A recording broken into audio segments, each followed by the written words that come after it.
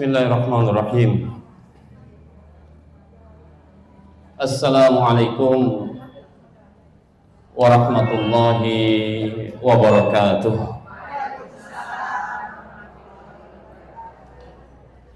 Alhamdulillahi wa kafa, wassalatu wassalamu ala rasulillahil mustafa wa ala alihi wa ashabihi ahlas sidki wal wafa. Ashhadu an la ilaha illallah wahdahu la syarika lah, wa ashhadu anna Muhammadan abduhu wa rasuluhu la nabiyya ba'dah. Allahumma salli wa sallim wa barik ala nabiyyina Muhammadin wa ala alihi wa sahbihi wa man tabi'ahum bi ihsan ila yaumil liqa'illah. Usikum wa nafsi bittaqullah, laqad fazal muttaqun. Qala Allah ta'ala fi kitabil karim, wa tazawwadu fa inna khayra zadit taqwa wattaquni ya ulil albab. Wa qala ya ayyuhalladzina amanu taqullaha haqqa tuqatih wa la tamutunna illa wa antum muslimun. Wa qala fi ayatin ukhra ya ayyuhalladzina amanu taqullaha wa qulu qawlan sadidan yuslih lakum a'malakum wa yaghfir lakum dhunubakum wa may yuti'illaha wa rasulahu faqad faza fawzan 'azima. Amma ba'du, subhanaka la ilma lana illa ma 'allamtana innaka antal alimul hakim.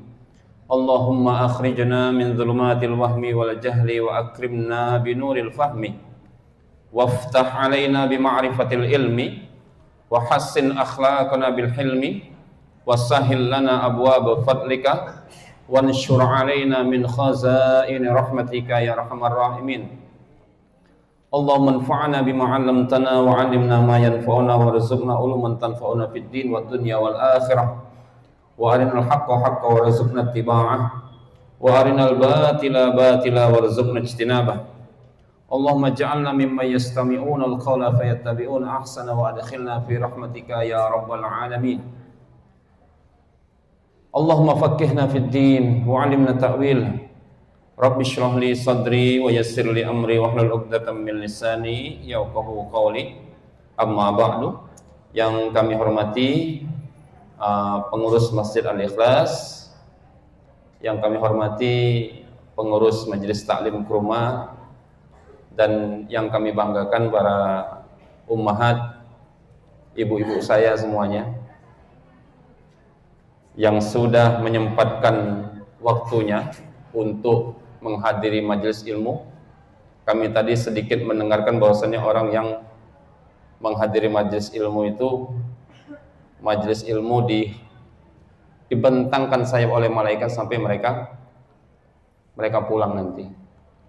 Selain itu, di dalam kitab Al-Bidayah wa Nihayah, Al-Imam Al-Ghazali mengatakan, mengutip sebuah hadis, orang yang hadir di majelis ilmu itu mereka akan dimintakan ampun oleh hewan-hewan, oleh ikan-ikan yang ada di laut, bahkan oleh tumbuhan-tumbuhan yang tumbuh di muka bumi ini.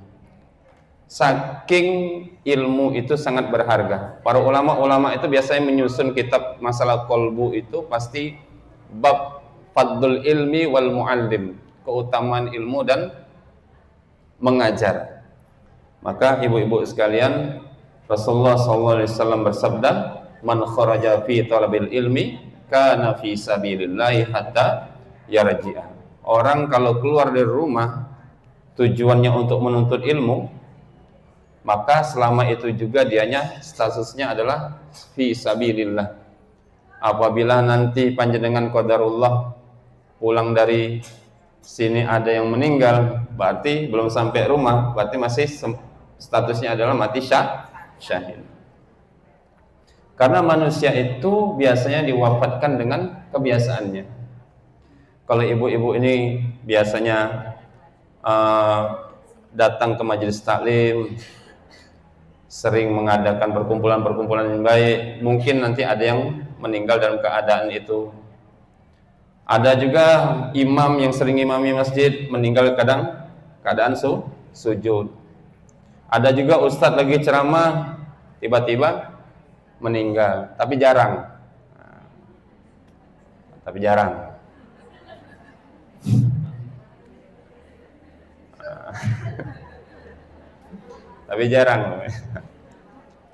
Ada juga kebalikannya, biasa joget-joget TikTok di depan HP tiba-tiba meninggal. Lagi dangdutan, lagi joget remix itu meninggal. Maka kita wa na'udzubillahi min su'il khatimah. Selain itu, kehadiran ibu-ibu sekalian di sini itu menandakan bahwasannya keilmuan itu bukan hanya dihegemoni oleh laki-laki saja. Hadis Rasulullah SAW, talabul ilmi faridatun ala kullil muslim, itu bukan mengatakan untuk muslim laki-laki saja, tapi juga untuk perempuan juga, untuk ibu-ibu juga. Dikarenakan wanita itu adalah al-madrasatul ula di dalam ilmu tarbiyah itu. Dikatakan ibu-ibu adalah sekolah pertama bagi untuk anak-anak. Kalau panjenengan lihat di berita medsos sekarang, ada anak-anak yang merokok terus ditegur sama gurunya dan ibunya nggak terima. Memang didikannya seperti itu. Mau melihat anaknya adalah lihat ibunya. Anaknya kok nggak beres, mesti ibunya nggak beres. Oh, saya beres tapi anak saya nggak beres, berarti itu ujian. Nah, gitu loh Bu, berpikirnya seperti itu. Bunda-bundaku yang kami hormati semuanya, alhamdulillah ini pertemuan kita kedua di Majelis Taklim Kurma ini untuk sama-sama melanjutkan kembali kajian tentang sayri penyakit hati yang sebelumnya kita sudah membahas tentang hasad. Sekarang ini kita akan membahas satu tema lain, yaitu tentang riya. Jamaah yang dirahmati oleh Allah Subhanahu wa taala, di dalam riwayat Imam Muslim itu Rasulullah SAW menceritakan bahwa nanti yang paling pertama masuk neraka itu ada 3 golongan. Yang pertama dihisab dan dimasukkan neraka itu ada 3 golongan. Riwayat ini dari Abu Hurairah radhiyallahu anhu dalam Sahih Muslim. Golongan pertama adalah golongan orang yang berperang di jalan Allah, mujahid fi sabilillah. Ketika ia meninggal, ia ditanya oleh Allah Subhanahu wa taala, "Untuk apa kau gunakan nikmat ini?" Untuk apa kau gunakan nikmat ini? Nikmat apa? Nikmat bisa berperang di jalan Allah. Dan dia mengatakan di hadapan Allah Subhanahu wa taala, "Aku menggunakan nikmat ini untuk i'la'i kalimatika, untuk menegakkan agamamu sampai aku mati di jalanmu, sampai aku mati syahid." Apa kata Allah? Dan Allah berfirman di dalam hadis tersebut, "Kadzabta."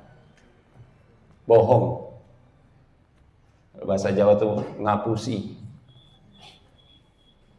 Kamu melakukan hal itu agar dinilai oleh manusia bahwasannya kamu adalah orang yang pemberani dan orang yang tidak takut mati, dan hal itu sudah disematkan, sudah terjadi dan sudah diucapkan untuk dirimu.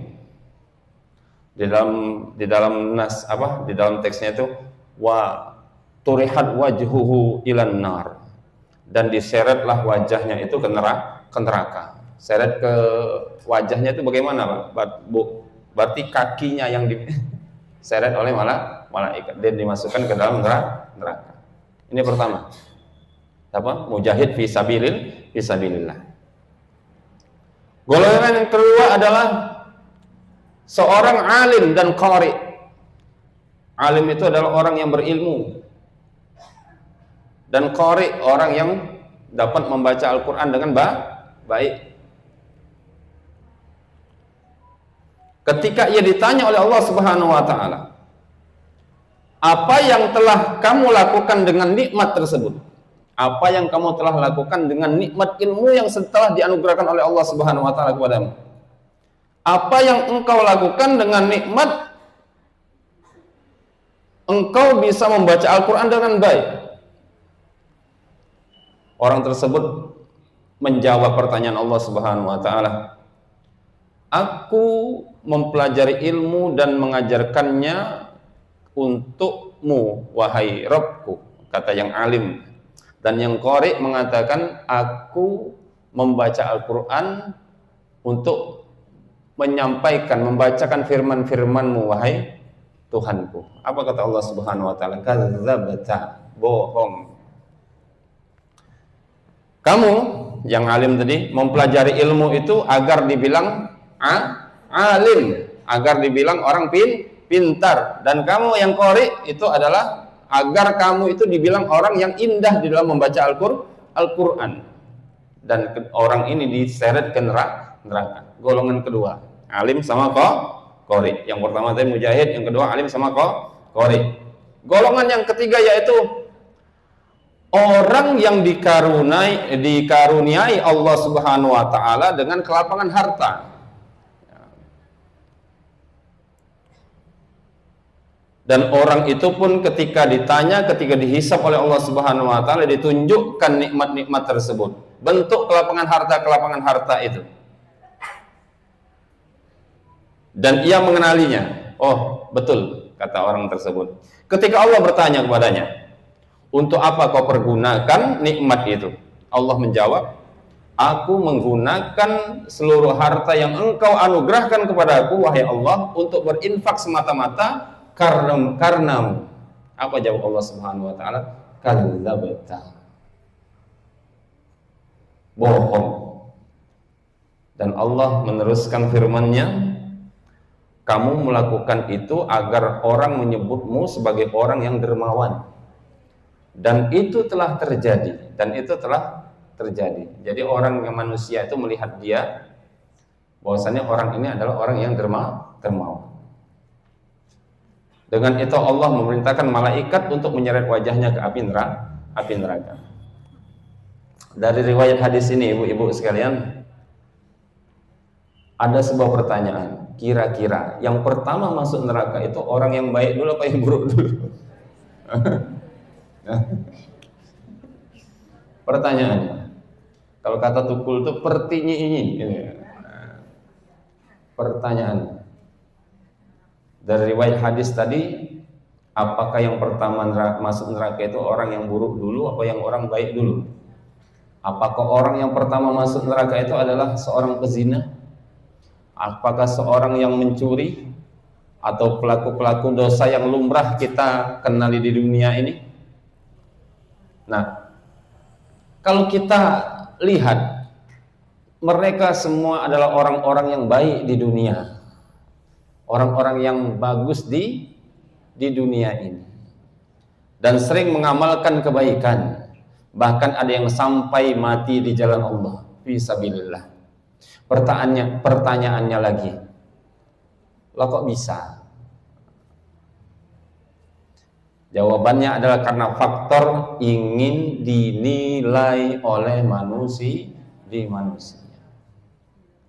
Ingin dinilai oleh manusia, ingin dilihat oleh manusia, dan ingin dipuji oleh manusia.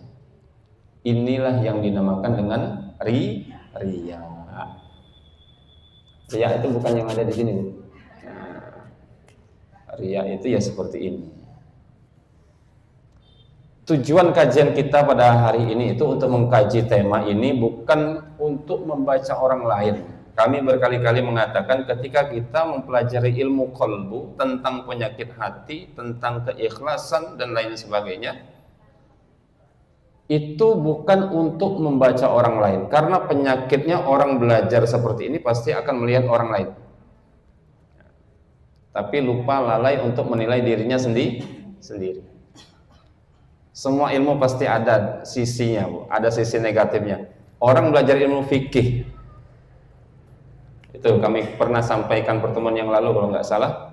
Orang belajar ilmu fikih itu sedikit-sedikit menanyakan hukumnya apa Ustaz? Hukumnya apa Ustaz? Bagaimana Ustaz cara tahiyat yang benar, bagaimana cara sujud yang benar. Itu terkadang dia ingin melihat kesalahan orang lain bukan untuk memperbaiki dirinya. Biasanya kalau sudah kebablasan, akhirnya dia cuma ngambil satu perspektif dan itulah yang diambil oleh dia, yang lain salah. Padahal fikih itu luas kan. Begitu juga dengan ilmu qalbu seperti ini. Orang kalau sudah belajar ilmu ini biasanya membaca orang lain, bukan membaca diri sendiri. Maka tujuan kita di dalam kajian ini, biar kita nggak kemana-mana, tujuannya harus jelas dulu ya. Tujuannya harus jelas dulu. Tujuannya untuk introspeksi diri sendiri. Makanya setiap mubalik itu pasti mengatakan usikum wa nafsi. Aku berwasiat kepada panjenengan semuanya dan kepada diriku sendiri. Jangan-jangan penyakit ini terjangkit dalam dari diri kita. Jangan-jangan kita pernah tidak sadar berbuat hal yang seperti ini. Maka ketika kita sadar kita pernah seperti ini, maka kita taubati. Nah, kita seharusnya membaca diri sendiri dan introspeksi agar tidak menjadi orang yang tertipu, agar tidak menjadi orang yang maghrur. Karena salah satu makaid syaitan, tipu daya syaitan itu kepada orang yang mempelajari ilmu adalah tertipu dengan ilmu sampai dia tidak mengamalkannya. Ibu-ibuku yang kami hormati, selain itu tujuan kita di dalam kajian ini untuk menjadikan untuk mempelajari satu pengertian riya itu apa. Ada 7 insya Allah ini yang harus kita bahas poin-poinnya ini. Yang pertama pengertian tentang riya, yang kedua hukumnya, yang 3 jenis-jenisnya, yang keempat tanda-tanda riya itu di dalam diri kita itu apa. Yang kelima bahayanya, yang keenam penyebabnya, yang ke-7 itu cara mengobati riya itu. Jadi kita jangan mempelajari teorinya saja, tapi bagaimana kita itu dapat mengobati diri kita, gitu ya. Dikarenakan di dalam hadis itu likulli da'in dawaun. Setiap penyakit itu pasti ada obatnya.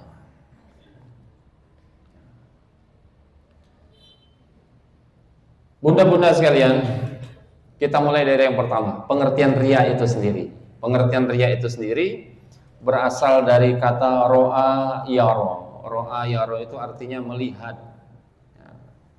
Masdarnya dalam ilmu sharaf itu masdarnya ru'yatan. Ro'a yaro ru'yatan.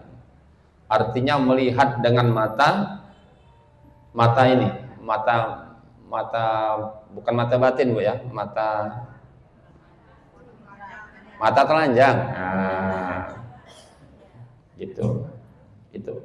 Nah, secara istilah riya itu menunjukkan keberadaan dirinya kepada orang lain, baik itu ucapan, tulisan, sikap atau amal perbuatannya, dengan tujuan agar orang lain tahu.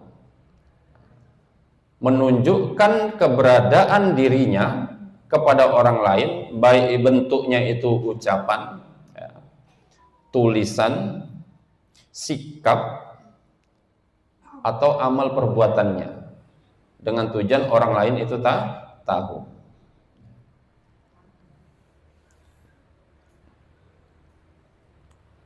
Secara spesifik lagi, secara mendalam lagi, di dalam istilah Islam atau ulama-ulama tasawuf, ulama-ulama qalbu mengatakan mengerjakan kebaikan atau amal soleh dengan tujuan untuk mendapatkan apresiasi dari manusia atau mendapatkan penilaian manusia sampai kepada agar mendapatkan apa yang ada pada manusia itu. Mengerjakan perbuatan baik atau amal soleh dengan tujuan mendapatkan apresiasi dari manusia atau penilaian manusia sampai kepada agar mendapatkan apa yang ada di tangan manusia itu atau di dalam diri manusia itu.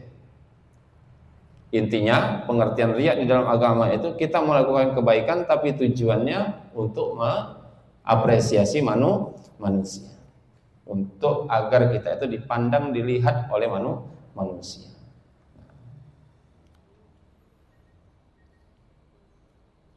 Itu pengertian riya dalam agama.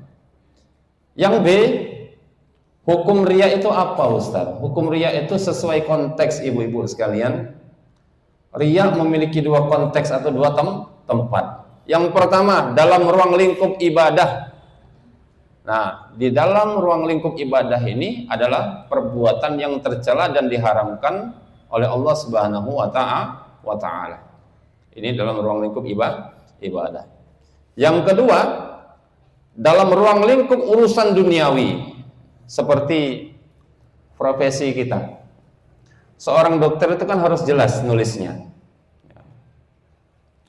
Spesialis penyakit dalam, spesialis urologi, spesialis, itu bukan riya. Itu secara bahasa memang riya, tapi bukan riya ini yang dimaksud. Dan ini diperbolehkan. Harus jelas. Dokter ini apa dokter umum atau dokter spesialis, gitu ya. Itu tentang dokter. Orang yang jualan juga kan harus menunjukkan produknya, bagusnya produknya. Produk kami ini dibuat dari bahan alami dan lain sebagainya. Nah, gitu. Halal, tidak mengandung formalin dan lain sebagainya. Kalau kita lihat secara bahasa memang ini riya, tapi kalau secara istilah ini sebenarnya bukan riya. Tapi untuk menunjukkan bahwasannya kita itu memiliki kebaikan di dalam, kelebihan di dalam duniawi kita. Dan hukumnya ini adalah mubah. Seorang ustadz pun sebenarnya harus menunjukkan, harus jelas dianya. Jadi ustadz ini spesialis apa gitu. Karena sekarang itu bukan kayak sedulu lagi orang-orang yang belajar ilmu itu. Sekarang ilmu itu terkotak-kotak. Makanya ada fakultas tarbiyah, ada fakultas syariah, ada usuluddin. Orang usuluddin ketika berbicara tentang tarbiyah belum tentu bisa. Nah, seperti itu. Maka ingat ibu-ibu sekalian ya, ada dua konteksnya. Konteks dalam ibadah dan konteks dalam duniawi. Kita sebagai seorang pedagang wajib, bukan boleh kita menunjukkan bahwasannya kalau ada yang jualan bakso kami ini nggak ada formalinnya, itu bukan riya. Ya. Tapi kalau bahasa memang secara bahasa dia nyari riya, menunjukkan ya, agar dilihat. Ini hukum riya sesuai konteks. Yang diharamkan itu dalam bentuk ibadah atau amal soleh. Itu yang kedua, hukum riya. Yang ketiga, jenis-jenis riya itu sendiri. Di dalam kitab Mau'izatul Mu'min min Ihya Ulumuddin yang kami bawa ini, insya Allah referensi kita ngaji ini Bu ya. Referensinya. Saya nggak berani ngarang-ngarang. Saya rujukkan kepada seorang ulama atau sebuah kitab biasanya seperti itu. Kami nggak bisa banyak mengarang masanya. Di dalam kitab ini, di dalam kitab Mau'izatul Mu'min min Ihya Ulumuddin, jenis riya itu ada 5 macam. Yang pertama, riya yang berkaitan dengan badan. Nanti kita jelaskan contoh-contohnya. Riya yang berkaitan dengan badan. Yang kedua, riya dari sisi pakaian. Yang ketiga, riya dalam perkataan. Yang keempat, riya dalam perbuatan. Yang kelima, riya dengan kawan-kawan yang dimiliki. 5 ya. Yang pertama, riya yang berkaitan dengan badan, riya dari sisi pakaian, riya dengan perkataan, yang keempat dengan perbuatan, yang kelima dengan kawan-kawan yang dimiliki. Kita jelaskan satu-satu ini nanti. Yang pertama, riya yang berkaitan dengan badan itu bagaimana? Nah, Kita langsung ke contoh saja. Misalnya dengan menampakkan kepucatan wajah kita, agar penampakan ini orang-orang yang melihatnya ini memiliki kesungguhan menilainya bahwasanya orang ini memiliki kesungguhan dan dominannya rasa takut terhadap akhirat. Bawaannya mau mati, Bu. Kayak nggak makan 2 minggu itu. Nanti kalau dia biasanya jalan ke masjid, wah lemas, pasti ada yang menilai, wong itu saking khusyuknya. Saking khusyuknya sampai pucat, saking capeknya beribadah karena orang ini takut akhirat. Hati-hati berkaitan dengan badan. Yang mendekati penampilan seperti ini biasanya menampakkan banyaknya ini untuk orang-orang yang beribadah puasa biasanya. Orang yang diketok-ketok nih lemas ngono. Ben wong roh awake dhewe iki poso. Oh, kayak ayam sakit gitu. Makanya ada ulama mengatakan kalau Anda puasa itu usahakan rambutmu itu disisir, diminyai, terus pakai celak mata dan dibasahi. Biar nggak kelihatan lemesnya. Orang Islam itu jangan sampai kelihatan lemes. Mau mati bawaannya. Susah kan? Harus semangat. Ibu-ibu inilah semangat-semangatnya. Ini yang berkaitan dengan badan. Ada orang yang seperti itu, dianya menunjukkan kelemesan dirinya agar dinilai dia ini ahli puasa. Nanti wayahe Senin karo Kamis mulai macak lemes ngono, Bu. Wayahe ayamul bid mulai macak lemes.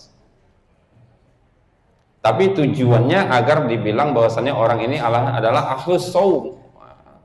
Ya, ahli shaum. Puasanya enggak pernah putus. Ada orang itu makin puasa dianya makin kuat. Bukan makin kuat tidurnya enggak. Gitu. Nah, puasa ini kan pahalanya khusus. Pahalanya khusus karena kualitas orang berpuasa itu berbeda-beda. Kualitas orang berpuasa itu berbeda-beda.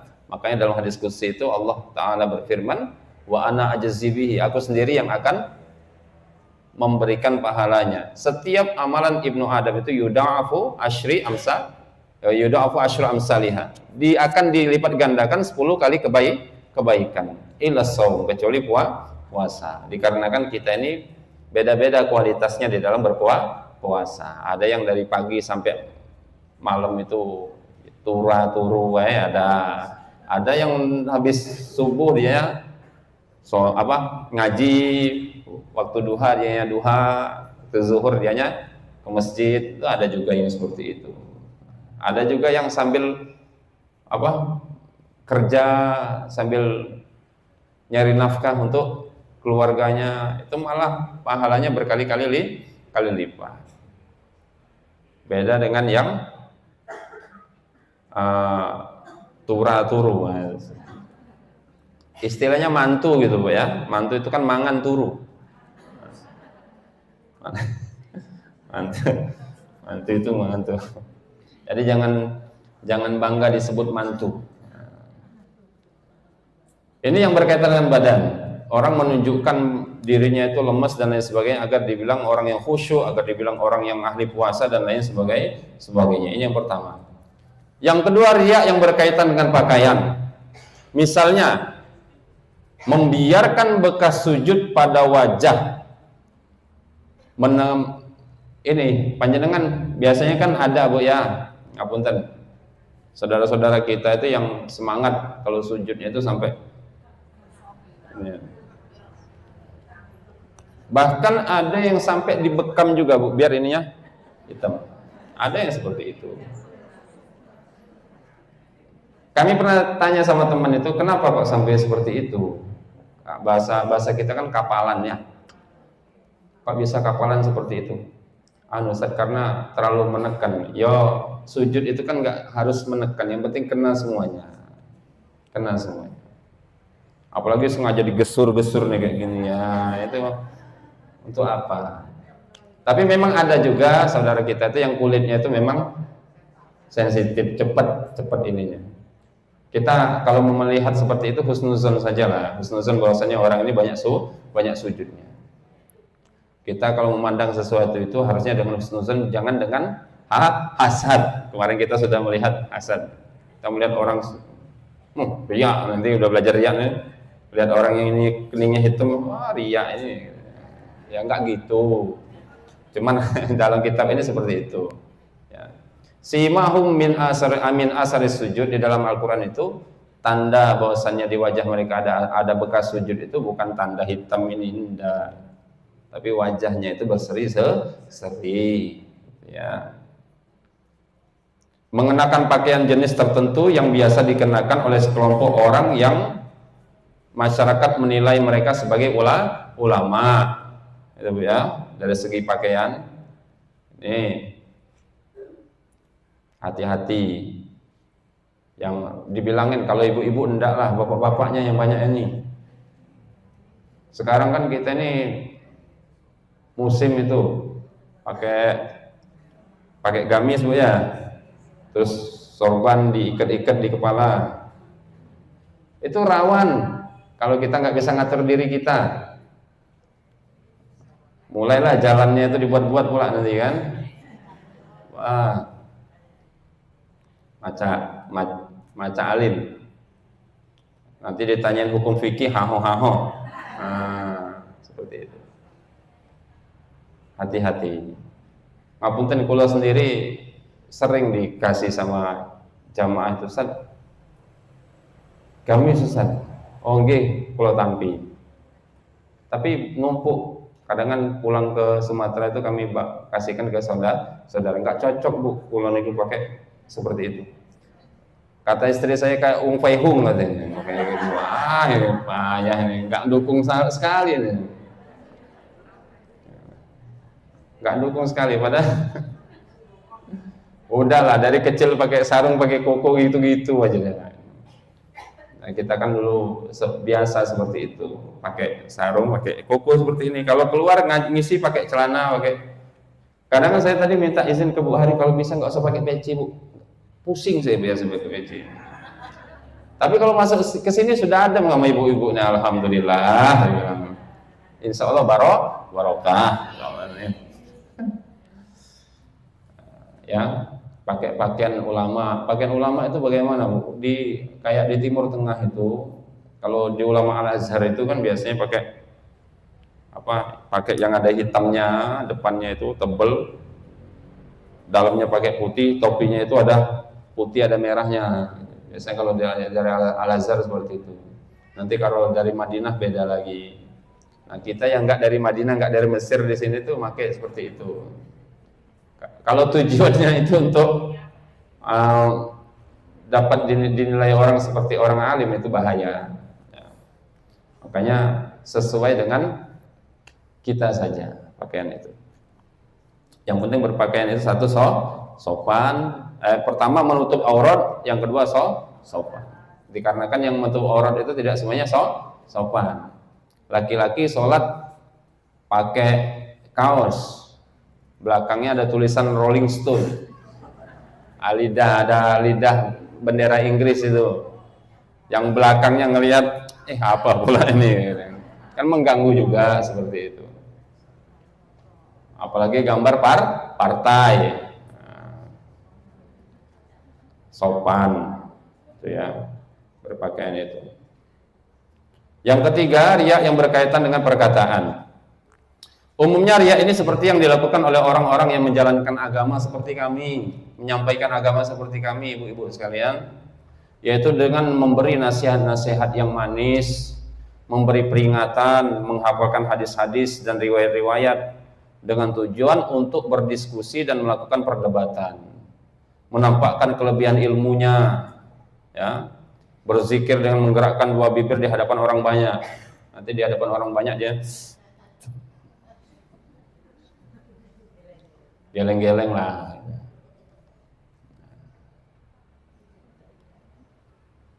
Menampakkan kemarahan terhadap kemungkaran di hadapan manusia. Nanti kalau ada kemungkaran, dia seakan-akan marah, gitu kan? Nanti agar tujuannya itu, wah orang ini berarti betul-betul. Kalau tujuannya itu bahaya, gitu ya. Membaca Al-Quran dengan merendahkan dan melembutkan suara. Kalau ada orang itu mulai dibagus-baguskan baca Al-Qurannya, ya. Tapi kalau nggak ada MW meneng wae, kalau orang sepi dia bacanya bisu. Kalau ada orang nanti mulailah dibagus-baguskan, seperti itu. Nah, semua itu untuk menunjukkan rasa takut, sedih dan khusyuk kepada Allah Subhanahu wa taala, tetapi dimanipulasi untuk mendapatkan apresiasi dari manusia. Ini berkaitan dengan perkataan. Apalagi kita ini kalau jadi bukan motivator, istilahnya mubalik lah Bu ya. Kalau sudah pakai nyebut baca hadis itu difasih-fasihkan, baca dalil difasih-fasihkan. Baca dalil itu yang penting tepat sasaran. Ya ayyuhalladzina amanu taqullaha haqqa tuqatih wa la tamutunna illa wa antum muslimun. Itu enak. Ya ayyuhalladzina amanu taqullaha haqqa tuqatih.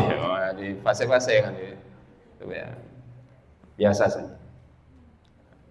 Riya berkaitan dengan perkataan. Apalagi kalau pakai bahasa Arab. Nah, pakai bahasa Arab itu jangan terlalu difase-fasekan. Kalau di dalam Al-Quran itu takalluf Bu namanya. Baca Al-Quran dengan takalluf itu istilahnya terlalu memaksakan. Sekarang itu kita kan banyak menemukan qori-qori muda itu kebanyakan takalluf. Ya. Padahal nggak pas dipas-paskan. Tapi kan sekarang kita sukanya itu ya memang nadanya yang merdu. Tapi kalau zaman dulu kan, zaman kami paling cuman Sudes, cuman Gomidi. Kalau sekarang kan banyak sekali. Jiharka lah, Nahawan lah. Ya. Kalau kami dulu paling mujawad itu ya pakai bayati, pakai ini dan sebagainya. Ini ya, berkaitan dengan perkataan yang keluar dari lisan kita, dimanis-maniskan ngomongnya dan lain sebagainya. Pokoknya enak didengar oleh manusia. Yang keempat, riya yang berkaitan dengan perbuatan. Nah, seperti riyanya seorang yang sholat dengan berdiri sedemikian lama, memanjangkan ruku, sujud dan menampakkan kekhusyuan. Riya dengan memperlihatkan puasa, perang, sedekah dan lain sebagainya. Ini yang berkaitan dengan perbuatan amal soleh. Itu. Seorang imam pun kalau dianya mau sujud lama-lama itu sebenarnya harus dilakukan dengan sendiri saja. Tapi kalau jamaahnya, apalagi kita lihat hikmah dari taswifus sufuf itu kan untuk mengecek sama melihat siapa saja jamaah kita ini, ada nggak lansia gitu. Sawu sufufakum fa inna tasbiyatas sufuf min tamamis shalah. Itu kan dilihat belakang kita ini lansia semuanya, kita pakai Al-Waqiah sampai habis, pakai Yasin sampai habis, geter lawak itu kan ya. Gak kuat ya kakinya. Itu. Makanya seperti itu. Rasulullah itu nggak mau sekali kebaikan itu menjadi sebuah masalah.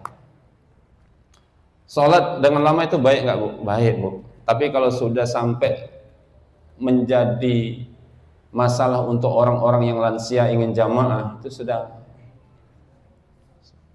itu malah itu jadi salah.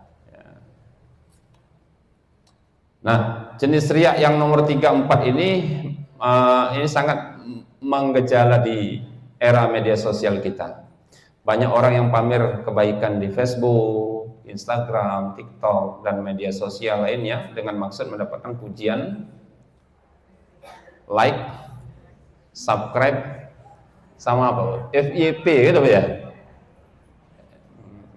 Yang lain dan lain sebagainya. Nauzubillah min zalik. Nauzubillah min zalik. Kalau kita melakukan memposting sesuatu di Facebook, amal soleh kita, sedekah kita, haji kita, umroh kita, tapi tujuannya ini untuk ini tadi, untuk makhluk tadi, Bu. Hati-hati. Hati-hati. Ada orang itu juga sampai tawaf itu direkam. Hai guys, lagi tawaf. Gak tahu itu tujuannya apa, wallahu a'lam. Tuh, kalau tujuannya tadi untuk makhluk mendapatkan pujian, like, subscribe dan lain sebagainya, itu akan menjadi masalah. Nah, yang kelima, riya yang berkaitan dengan kawan-kawan. Ya, seperti orang yang memberatkan dirinya meminta kunjungan seorang alim atau abid ahli ibadah agar dikatakan sesungguhnya fulan telah mengunjungi si fulan, atau juga mengundang orang-orang banyak untuk mengunjunginya agar dikatakan sesungguhnya orang-orang beragama sering mendatanginya. Bangga dengan orang-orang yang datang kepadanya, bangga banyak tamu. Akan ada orang setiap hari itu banyak tamu, sowan dan lain sebagainya, banyak ya. Kalau kita kan tamu paling teman-teman biasa saja. Kadang kan tamu atau kita bertamu. Kita sering sowan kemana, ke ustadz siapa, biar dibilang orang ini adalah mencintai orang yang berilmu. Itu hati-hati juga itu. Orang ini kenal dekat dengan ulama tersebut. Atau kebalikannya, ulama itu mengundang orang untuk datang dan agar dinilai bahwasannya orang-orang banyak sowan ke dia. Hati-hati juga. Tapi kalau seperti ini jarang terjadi di konteks tertentu saja. Tapi yang paling banyak yang 3 sama 4 tadi. Itu yang berkaitan dengan kawan-kawan. Jemaah yang dirahmati oleh Allah Subhanahu wa taala, tanda-tanda riya untuk kita renungi pada diri kita itu ada 4. Yang pertama, malas ketika sendirian. Banyak dari kita ini berperilaku baik di hadapan orang banyak, akan tetapi berperilaku buruk ketika sedang sendirian. Hakikat kesalehan seseorang itu bisa dilihat ketika dia sedang sendiri. Itulah kenapa ada perkataan ulama yang mengatakan bahwa manusia akan sanggup tidak bermaksiat di depan umum, tapi sanggup bermaksiat ketika sedang sendiri. Jika dilihat orang, ia akan beribadah dan bekerja dengan tekun. Tetapi ketika sedang sendiri, ia akan bermalas-malasan di dalam beribadah, ditunda-tunda, bahkan sampai meninggalkannya. Kalau banyak orang itu mulai deh malas. Begitu juga dengan bekerja, ia bersantai sampai tugasnya bertumpuk-tumpuk dan menjadi tidak selesai. Kalau istilah anak sekolah sekarang itu jadi PR semuanya. Hati-hati. Malas ketika sendirian. Kita ini ingin menampakkan diri kita, ingin tampil di hadapan orang banyak dengan cara kita menunjukkan semangat kita di dalam berbuat baik di hadapan orang banyak. Tapi ketika kita sedang sendirian, itu kelihatan aslinya kita itu bagaimana. Watak seorang ustadz pun yang paling tahu itu siapa? Istrinya. Kalau panjenengan mau tanya siapa saya, tanya istri saya. Jangan tanya jamaah saya.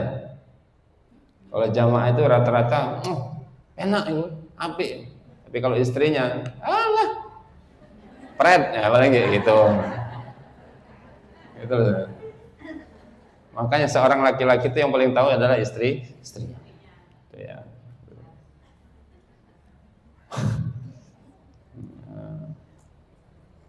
Ini malas ketika sendirian. Kalau kita ada di dalam diri kita malas ketika sendirian, Apalagi ketika kita bermaksiat, malah ketika sendirian kita bermaksiat. Apalagi sekarang gampang, HP itu. HP ada, wifi kencang. Entah apa-apa yang dilihat sama orang. Nah, buka inilah, buka itulah, dan lain sebagainya. Tapi kalau depan orang banyak itu, wah, alim, soleh,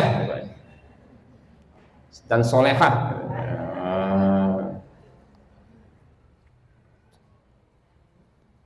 Yang kedua, temannya rajin saat banyak orang, ya.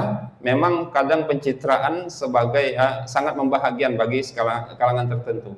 Pencitraan itu memang ada, orang itu terbiasa untuk pencitraan. Akan tetapi hal tersebut menjadikan manusia haus akan pujian dan rasa tenar, ya. Sehingga terkadang mengganggu kesehatan mental dia. Karena ketika satu hari tidak tampil, ia akan merasa ada yang kurang dalam dirinya. Maka hendaknya kita itu rajinlah di saat sedang bersama orang lain atau sedang sendiri. Wa kafa billahi syahida, cukuplah Allah menjadi saksi atas perbuatan kita. Kita baca di masjid dengan suara, di rumah juga dengan suara. Kita baca dengan tartil banyak orang, di rumah juga ketika sendirian banyak pakai tartil juga. Itu. Jangan sampai kita ini ingin didikte jiwa kita oleh manusia. Kita ini kan sering didikte dengan keadaan, Bu. Dengan gini, kadang ada istilah seperti ini. Saya itu baik kalau orang itu baik sama saya. Itu ya. Berarti kita masih didikte dengan keadaan. Coba kalau kita punya mindset orang itu, terserah orang mau baik atau tidak dengan saya, penting saya jadi orang baik. Sebenarnya seperti itu. Ini berat, memang seperti ini berat, Bu. Berat. Apalagi zaman sekarang kan kadang-kadang naik darah itu gampang sekali. Malah yang ada itu kadang-kadang dendam saja. Titenono. Nah, kalau udah titenono itu bahaya itu. Titenono. Sudah bahaya itu berarti. Bisa-bisa ngirim santet itu. Nauzubillah. Jangan sampai kita itu didikte dengan keadaan, didikte oleh manusia. Yang ketiga, ciri-ciri atau tanda riya dalam diri kita itu amalnya meningkat ketika dipuji, ya. Memang naluri dasar manusia ini, satu ingin dipuji, dua dianya tidak mau dicela. Contoh saja, seorang imam itu kalau bacaannya bagus, habis itu dipuji sama jamaahnya, pasti besoknya lagunya tambah beda lagi. Wah, beda lagi ini lagunya. Marbot masjid lagi membersihkan masjid. Wah, Pak, enggak mbok resik kok. Resik. Tambah semangat tuh mesti. Memang fitrahnya kita seperti itu. Coba kalau dianya, wah, ini resik reget. Wah, resiknya dhewe, paling kayak gitu, Pak. Marah, muntah padahal, mutung. Nah, pengguna media sosial saat ini sangat menikmati perilaku ini, ibu-ibu sekalian. Sering kita melihat seorang memposting kecantikannya, kemudian dipuji di kolom komentar dengan kata-kata yang indah. Masya Allah, tabarakallah. Kita ini, Masya Allah, cantiknya ukhti, tabarakallah. Hati-hati, Bu, jadi penyakit ain nanti kayak gitu. Dimaca, dibagusi, wah kurang cantik, kasih filter. Sekarang gitu ya, pakai filter. Di komen nih, yang komen tuh buaya buntung semuanya tuh, yang komen itu. Kalau laki-laki senang biasanya di komen seperti itu. Wah, langsung terbang kepalanya. Ketika di komennya bagus, dianya ngomen apa? Balik komen lagi bagus lagi. Wah, jazakallah khair. Nah, kalau Islami pakai kedok agama seperti itu. Mah, terima kasih. Biasanya kalau orang dipuji itu jangan lupa Masya Allah, tabarakallah. Biar kita nggak kena penyakit ain. Ya. Tetapi jika dikomen dengan hal-hal yang buruk, maka akan dibalas dengan buruk juga, bahkan sampai melaknat dan mendoakan yang jelek. Nah, kebanyakan ini biasanya dari kalangan wanita. Hati-hati, posting kecantikan ternyata makeupmu kok 5 cm. Langsung mulai nggak terima, membalas dengan cacian yang serupa, sampai mendoakan, oh mudah-mudahan kok anakmu gini ya, ujung-ujungnya. Hati-hati ibu-ibu sekalian. Inilah kenapa kok tidak semuanya kemarin itu di bab hasad itu tidak semuanya itu harus kita posting.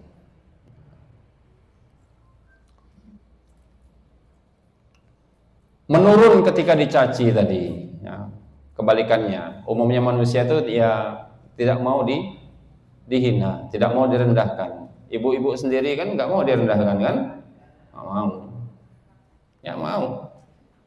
Karena memang cacian ini bisa melemahkan mental seseorang. Ya. Berbeda dengan orang yang cuek dan ikhlas ya. Kalau orang sudah cuek, ikhlas, ia tetap istiqamah dengan perbuatan baiknya. Walaupun dicaci, walaupun dihina, walaupun sedekah kurbannya putih. Itu kalau orang sudah ikhlas tuh, oh pasti wan ini yang bisa saya kasih. Ini ndak disindir seperti itu langsung tak gong mulai nih. Enak tak dol. Jangan seperti itu. Orang yang ikhlas itu tidak tumbang dicaci, tidak terbang dipuji. Dan tidak akan menghiraukan pujian dan cacian manusia. Ketika manusia sudah yakin dengan perintah Allah, maka ia akan tidak akan menghiraukan perilaku manusia. Ketika baik dengan orang dan orang tersebut justru membalas dengan keburukan, ia akan cuek karena yang menyuruh berbuat baik adalah Allah, bukan manusia. Jadi ia tidak akan terganggu jiwanya karena sikap manusia. Akan tetapi hal ini sangat sulit, sangat berat sekali. Kami ulangi lagi, sangat berat sekali. Jika ada yang sampai di tahap ini, berarti mereka merupakan orang-orang yang ikhlas, istiqamah, dan memiliki jiwa yang lembut. Kalau panjenengan punya sifat seperti ini, Bu, berarti spesial betulan. Ada memang teman-teman kami pun ada yang seperti itu. Padahal jamaah tapi ngasih nasihat ke ustadznya. Sabar saja. Sering saya dinasihati seperti itu sama teman sendiri, sama jamaah sendiri. Apalagi kami ini kan di Jawa ini belajar bagaimana lembah lembut dan lain sebagainya. Kan bawaannya kayak gini tuh, Bu, kalau ngomong itu. Pengen ngegas aja.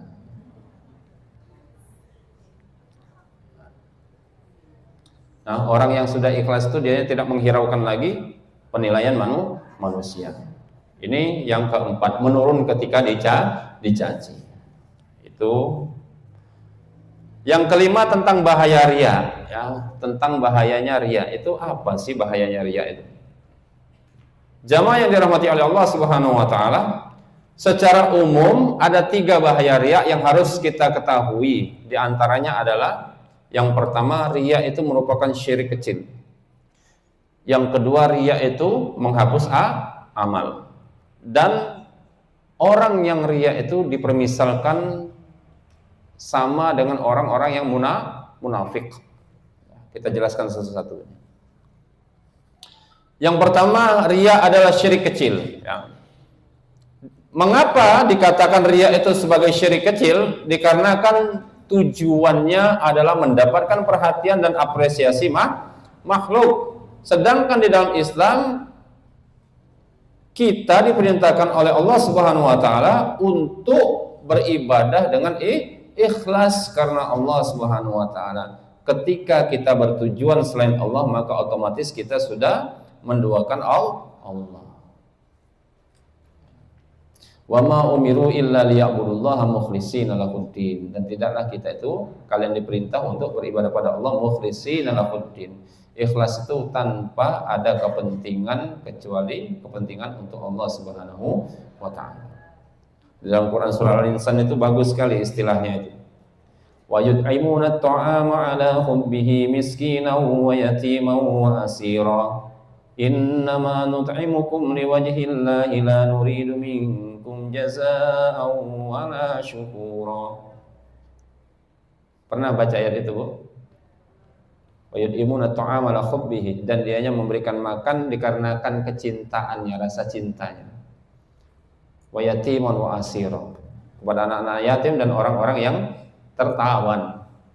Innama nut'imukum liwajhillahi la nuridu minkum jazaa'an wala syukur. Kami ini enggak memberikan makan itu untuk apa? Karena wajah Allah, karena tujuan kami hanya Allah. La nuridu minkum jazaa'a wala syukur. Dan kami tidak peduli kalian itu mau balas atau berterima kasih. Tapi terkadang kita ini paling enggak pengen orang itu mengucapkan terima kasih, padahal itu enggak juga. Orang bersyukur mesti kira matur suwun. Nah, biasanya kayak gitu loh, Bang. Padahal itu bukan tujuan. Orang mau terima kasih atau tidak terserah. Akan tetapi ada dalam sebuah hadis, Bu, man lam yashkur bil qalil lam yashkur bil katsir wa man lam yashkurin nas lam yashkurillah. Barang siapa yang tidak bersyukur kepada manusia, maka dianya tidak akan bersyukur kepada Allah. Dikarenakan apa? Dikarenakan terkadang Allah itu mengirimkan seseorang kepada kita untuk menolong. Bentuk syukur kita kepada Allah adalah bersyukurlah kepada orang yang diutus Allah tersebut untuk menolong kita. Ya. Rasulullah SAW bersabda, An Mahmud bin Labid anna Rasulullah SAW qala, inna akhwafa ma akhafu alaikum asyirkul asghar. Sesungguhnya sesuatu yang paling aku takuti kepada kalian itu adalah syirik kecil, kata Rasulullah SAW. Qalu, dan para sahabat bertanya, wa masyirkul asghar ya Rasulullah? Apa itu syirik kecil wahai Rasulullah? Ar-riya, adalah riya. Hadis riwayat Ahmad. Dikarenakan tujuan tadi, orientasinya tadi bukan Allah Subhanahu wa taala tapi untuk makhluk. Bahayanya itu syirik kecil. Yang kedua, riya dapat menghapuskan pahala amalan kita. Allah Ta'ala berfirman dalam Quran surah Al-Baqarah ayat 264, Ya ayyuhalladzina amanu la tubtilu sadaqatikum bil manni wal adha kalladzi yunfiqu malahu ria'an nas wa la yu'minu billahi wal yawmil akhir.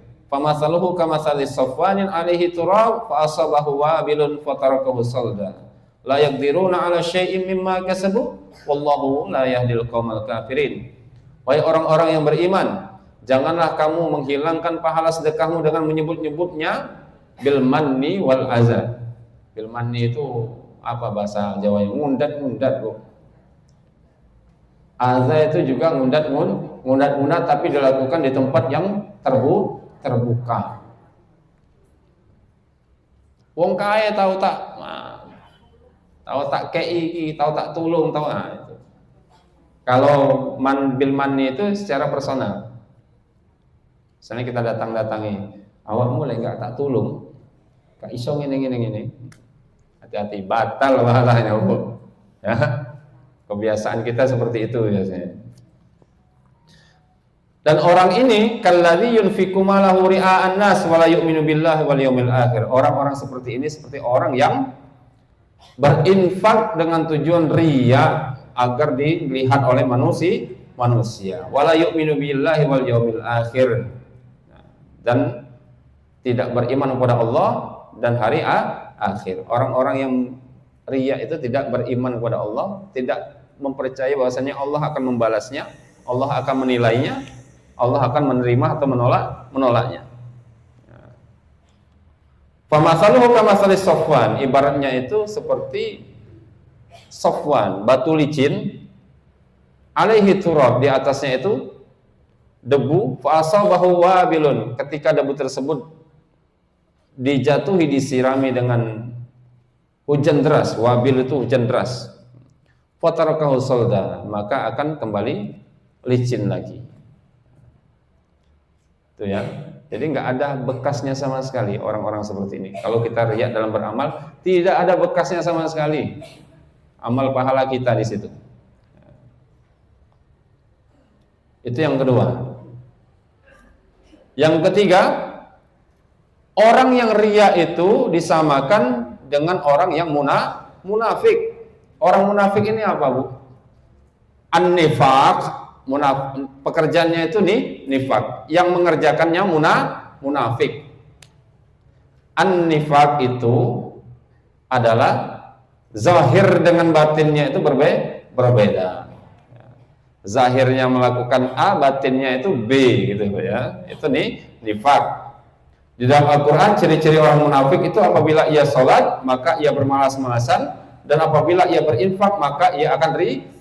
Innal munafiqina yukhadi'una Allah wa huwa khadi'uhum wa idza qamu ila sholati qamu kusala. Ciri-ciri orang munafik itu kalau dia mengerjakan sholat dia itu malas-malasan. Maka dalam kitab Fathul Mu'in itu dikatakan untuk menyelisih orang munafik itu haruslah kita ketika waktunya sholat atau ketika azan ya, Allahu Akbar, Allahu Akbar, harus strength langsung. Ini kadang kan Allahu Akbar, Allahu Akbar, azan nih, penggawean urung, balikannya ya. Hati-hati seperti itu, jangan-jangan ada sifat munafik. Masa orang tutup. Wa idza qamu ila sholati qamu kusala. Mendirikan salat dia salatnya malas-malasan. Termasuk dalam gerakan salat juga, Bu. Jadi biasanya sama bapak-bapak, kalau ibu-ibu kan kalau takbir itu biasanya pendek aja andekannya, Bu ya. Kalau bapak-bapak itu kan di antara habwa mankiba ini. Kalau enggak di sini. Ada yang lucu kadang-kadang. Apa itu? Aliran mana? Kok? Maka itu dikatakan jangan sampai seperti itu. Harus strength ketika waktu sholat. Dan orang-orang munafik ini kalau dianya berinfak, dianya pasti riya. Pasti ingin mendapatkan nilai oleh manusia. Ini dikatakan bahwasanya orang ini adalah orang baik, dermawan dan lain sebagainya. Hati-hati. Ini bahayanya, 3 bahayanya tadi. Yang ke-6, asbabur riya, tentang penyebab riya.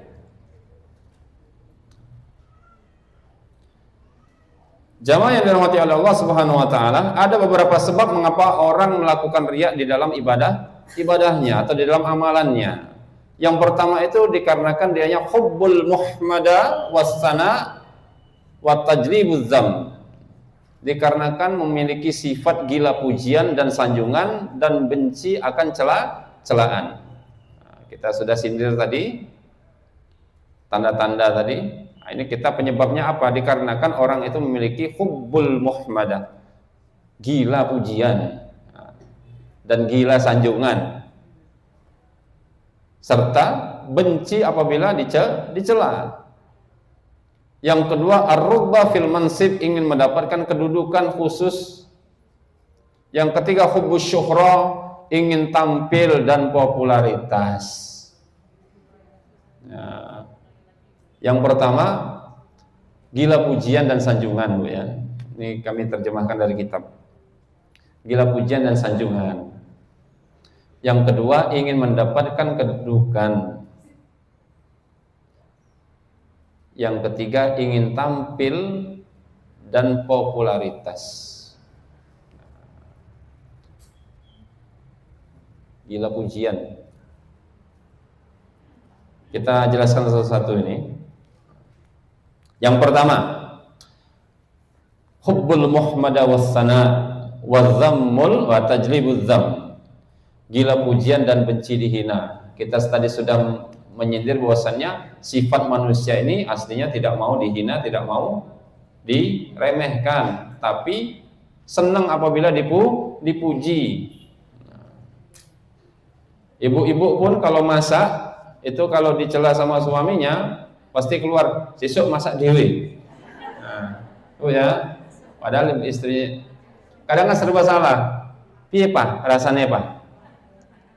Iki kadang laki-laki nih kita dijawab salah, dijawab salah kadang kayak gitu. Dijawab enak tapi wajahnya kelihatan. Ketika keasinan mah, sesuk bumbunan dewe, salah nih, gitu kan kita ini. Kadang seperti itu. Ya, gila pujian ya, jangan sampai seperti itu. Seperti yang sebelumnya kita bahas tadi, fitrah kita itu memang senang untuk dipuji dan nggak mau dihina. Akan tetapi kalau kita ketahui hakikatnya, ibu-ibu sekalian, atau hikmahnya pujian dan celaan itu, kita akan sadar bahwasannya di balik pujian itu ada racun yang membuat kita ini semakin tidak tahu diri. Di balik hinaan itu ada obat, yaitu membuat kita tahu diri, membuat kita tahu kekurangan kita dan memotivasi kita untuk lebih baik lagi. Ya, di balik pujian itu ada racun. Bahkan ada seorang filosof itu mengatakan, kalau ingin menjatuhkan seseorang maka pujilah dia setinggi-tingginya. Mengapa? Orang yang kalau sudah dipuji tinggi, kadang kan nggak merasa kalau dia itu akan jatuh. Nah, makanya jangan sampai terlalu mau suka dipuji. Ya. Biasanya orang muji itu ada maunya. Hati-hati. Maunya paling enggak kalau teman sendiri itu biasanya mau minjem duit. Ya ujung-ujungnya. Ya, dilem ujung-ujungnya satu enak boga. Akhirnya seperti itu. Ini gila pujian menjadi hina tadi ya. Kita harus tahu hikmahnya pujian itu apa, hina itu apa. Hina itu dihina itu agar kita itu tahu dan merendah. Orang yang merendah pasti akan diangkat oleh Allah Subhanahu wa taala. Jangan putus asa, jangan sampai marah kalau kita itu direndahkan. Cukup diam sajalah. Diam saja, berdoa mudah-mudahan kita ini diangkat derajatnya oleh Allah Subhanahu wa taala. Dan itu bisa menjadi pecutan untuk kita untuk lebih baik lagi. Ini konteksnya dengan riya, tapi kalau konteksnya tadi tentang masakan suami istri itu ya panjenengan lebih tahu lah. Itu gila pujian dan menjadi hina. Yang kedua, ingin mendapatkan kedudukan. Kita telah pahami bahwa riya adalah tujuannya untuk apresiasi manusia. Orang yang riya selalu ingin dilihat baik, selalu dilihat soleh dengan tujuan mendapatkan duniawi. Coba panjenengan lihat caleg-caleg itu pasti kalau sudah musimnya nanti kampanye itu apa aja dilakukan itu.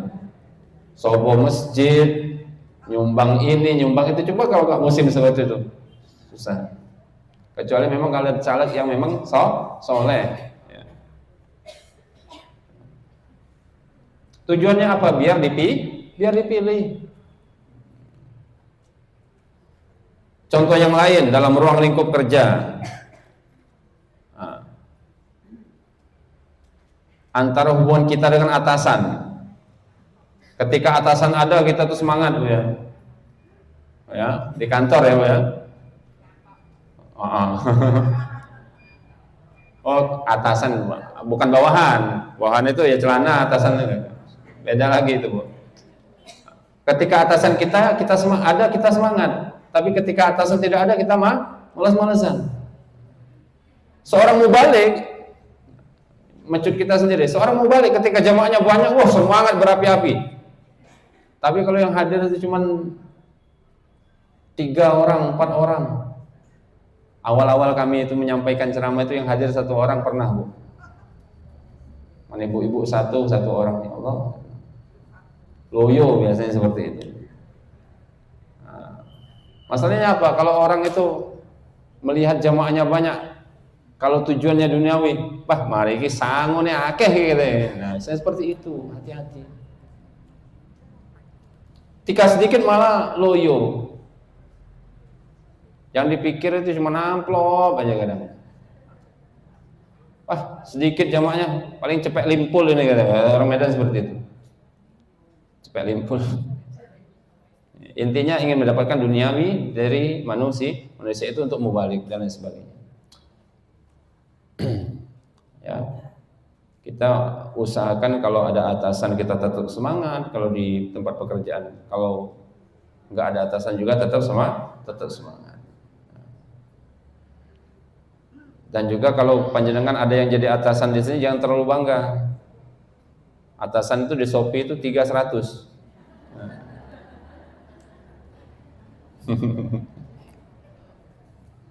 Itu yang kedua. Yang ketiga hubus syuhroh. Hubus syuhroh ini ingin tampil atau gila popularitas. Salah satu penyebab yang paling banyak terjadi di era media sosial sekarang adalah hubus syuhroh. Ingin tampil, ingin popularitas, semuanya ingin kita tunjukkan kepada orang lain, semuanya ingin kita tampilkan, walau terkadang apa yang ditampilkan itu berbeda dengan fakta yang terjadi. Apa Bu? Flexing bahasa sekarang itu. Flexing itu menunjukkan, ada kemarin dulu itu katanya orang yang pinter trading dan lain sebagainya, murah banget gitu, masuk penjara, ternyata nipu orang. Kalau kaya aja lah sudah, nggak usah di flexing. Menampilkan kebaikan ini tujuannya untuk mendapatkan apresiasi manusia seperti like, komen dan lain sebagainya. Hubus syuhroh, ingin tampil. Padahal Allah itu memiliki timingnya masing-masing. Ada orang itu waktunya dinaikkan, ada orang itu waktunya diturunkan. Setiap masa ada orangnya, setiap orang ada masa.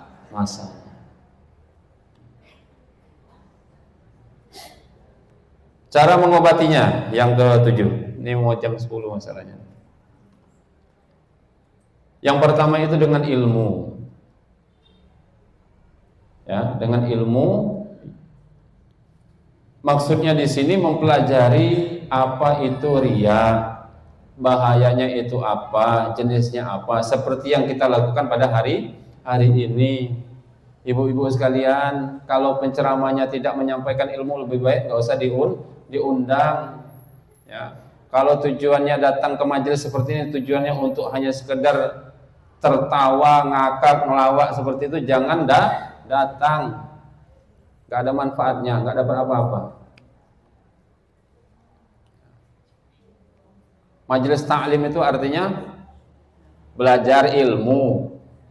Kalau ingin tertawa, ngundang pelawak, stand up komedi. Itu. Tapi adalah nggak apa-apa lah sekali-kali kita bercanda, ben nggak ngantuk. Masalahnya kalau nggak bercanda juga kadang-kadang yang ngomong juga ngantuk. Ngantuk ketemu ngantuk, wah sulit masalahnya. Seperti yang kita lakukan ini, kita ilmui, apa-apa itu harus kita ilmui. Karena tidaklah mungkin kita dapat mengobati suatu penyakit kecuali kita mengetahui dulu ilmunya. Gak mungkin kita mengobati sesuatu tanpa mengetahui ilmunya. Yang kedua, agar memahami bahwa ridha Allah itu, ridha manusia itu bukan tujuan. Ya, maksudnya ini adalah kita harus paham bahwa kita tidak bisa menyenangkan semua manusia. Kita ini ada yang senang, ada yang tidak. Setiap kita ini ada yang senang, ada yang tidak. Gak mungkin kita ini disenangi semua orang, gak mungkin. Makanya percuma kita itu kalau tujuannya manusia. Imam Ghazali itu pernah berkata, ridhan nas ghayatun la tudrak fa kullu ma yarda bihi fariqun yasqatu bihi fariqun. Wa ridha ba'dahum fi saqtin ba'dahum. Ridha manusia itu bukan tujuan atau tujuan yang mustahil untuk dicapai. Dikarenakan kenapa? Setiap manusia ada yang suka dan ada yang tidak suka. Begitu juga sebaliknya. Gak mungkin kita ini suka semuanya. Saya seperti ini nggak mungkin semuanya. Dalam masjid ini saja mungkin ada yang suka, ada yang tidak suka semuanya gitu. Apalagi di luar. Jadi tujuannya tetap harus ridha Allah Subhanahu wa taala. Percuma manusia. Manusia itu Bu, sifatnya itu berubah-ubah. So, delay, opo, tumpang sudah seperti itu dah. Iya, kalau tempe wis itu tumpang wis gosok biasanya. Tapi beda lagi. Lebih parah malah. Yang ketika memahami bahwa kita semuanya manusia tidak ada manfaatnya ketika memuji dan tidak membahayakan ketika mencela. Cacian manusia, pujian manusia itu la yanfa' wa la yadur, tidak bermanfaat dan tidak memberikan mudarat kecuali Allah yang mentakdirkannya untuk memiliki mudarat atau manfaat. Enggak ada efeknya. Terus Imam Ghazali juga mengatakan di dalam Ihya, ay khairan laka fi madhin nas wa anta indallahi madmum wa min ahli an-nar wa ay syarrin laka min dzammin nas wa anta indallahi mahmud fi zumratil muqarrabin. Mana yang baik, kamu dipuji manusia tapi di sisi Allah kamu itu tercela dan dimasukkan ke dalam ahli nar. Atau di hadapan manusia kamu itu dicela tapi di sisi Allah kamu dipuji dan digolongkan dengan orang-orang yang mendekatkan diri kepada Allah Subhanahu wa taala. Mana yang baik?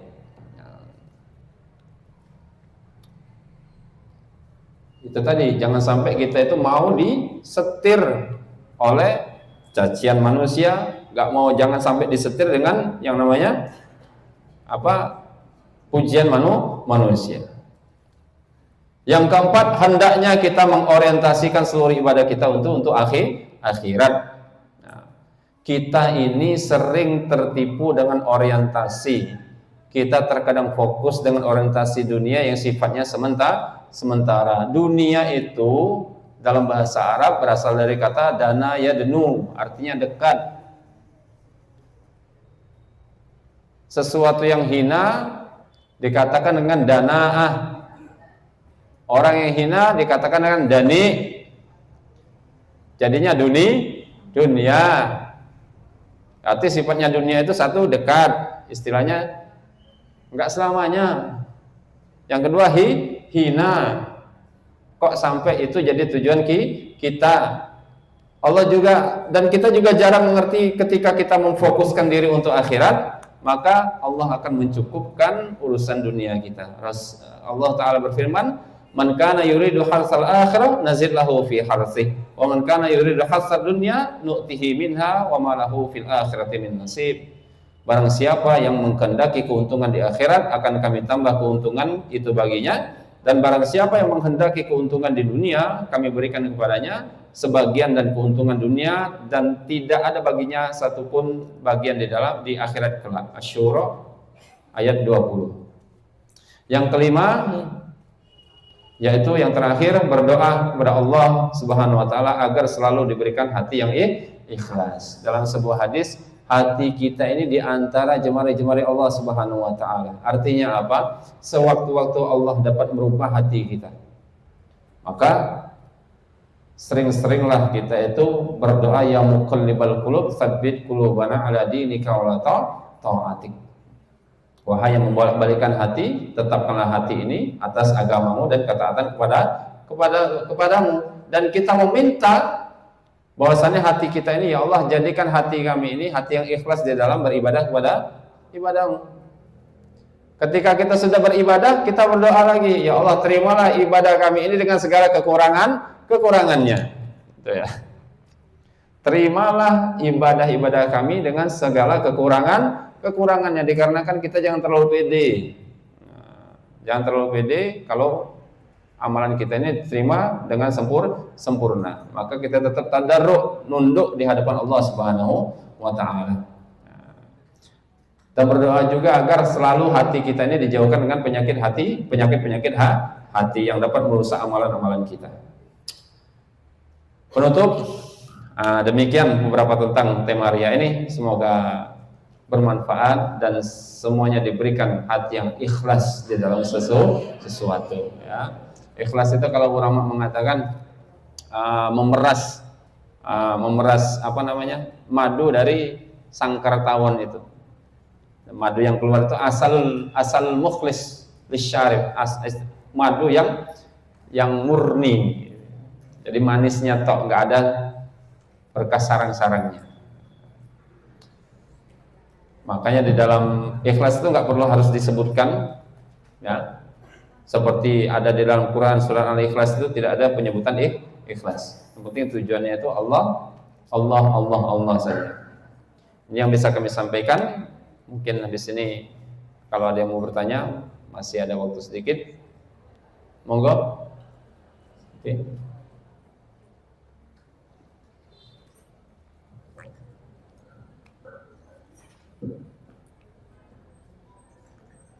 Ustaz mau tanya, untuk sodako kita dan ridho.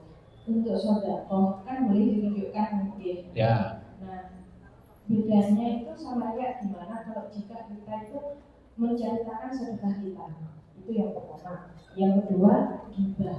Apa bedanya kita melakukan perilaku sama seseorang sama kita berghibah? Itu beda enggak? Itu boleh enggak kita melakukan perilaku seseorang yang buruk ya tentunya. Nah itu dipersamakan sama kita enggak? Terus yang ketiga adalah ridho manusia. Apakah itu juga termasuk ridho ortu? Kalau pilihannya baik buruk pasti itu lebih mudah. Tapi bagaimana kalau pilihannya itu sama baiknya? Ini tentang pendapatnya ortu baik, pendapatnya anak baik. Tapi tentang ridho, boleh nggak kita tidak berpatokan pada ridho orang tua? Jadi memilih pilihan kita sendiri. Seperti itu. Terima kasih. Oke, dulu.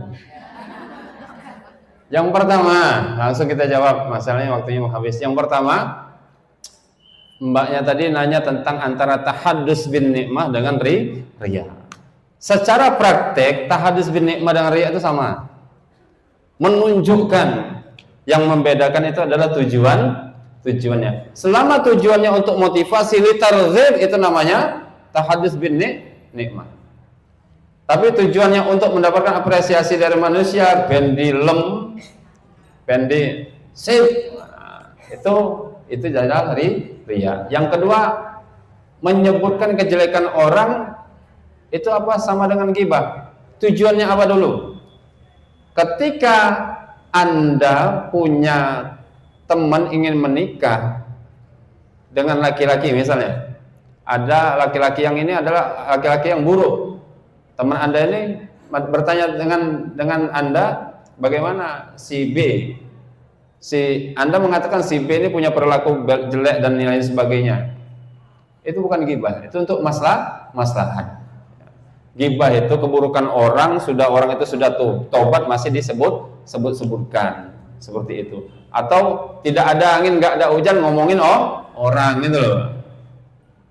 Tapi kalau misalnya, apalagi konteks pemimpin, konteks pemimpin itu harus disebutkan kejelekan-kejelekannya. Ketika mahkamah keadilan itu harus disebutkan kejelekannya, kesalahan-kesalahannya.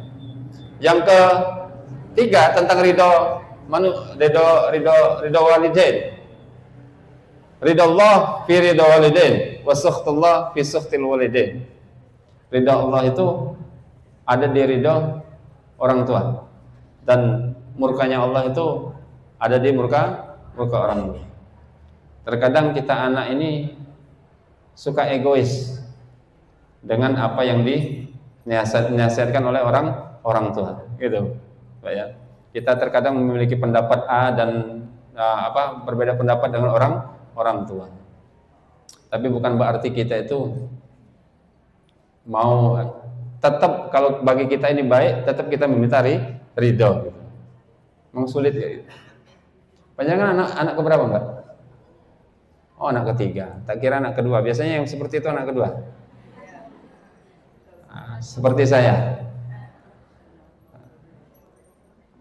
Tapi kalau perjalanan hidup seperti sekarang ini, kalau kita boleh melihat flashback lagi, kita seharusnya ngikut orang tua sih. Tujuannya untuk menyenangkan orang tua, insya Allah selamat lah. Seperti itu. Gitu Pak ya. Simpel kok ininya itu apa? Ridallah fi ridal walidain wa sakhtullah fi sakhtil walidain. Ridhonya Allah itu kita bisa lihat di ridhonya orang tua kita. Ini yang bisa kami sampaikan.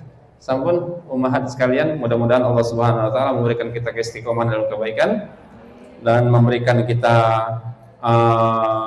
kebaikan dan manfaat dan keberkahan. Mudah-mudahan Allah Subhanahu wa taala mewafatkan kita dalam keadaan husnul khatimah. Kita tutup dengan kafaratul majlis. Subhanakallahumma bihamdika asyhadu an la ilaha illa anta astaghfiruka wa atubu ilaik. Nasrullah fatun qarib. Wa basyiril mu'minin. Assalamualaikum warahmatullahi wabarakatuh.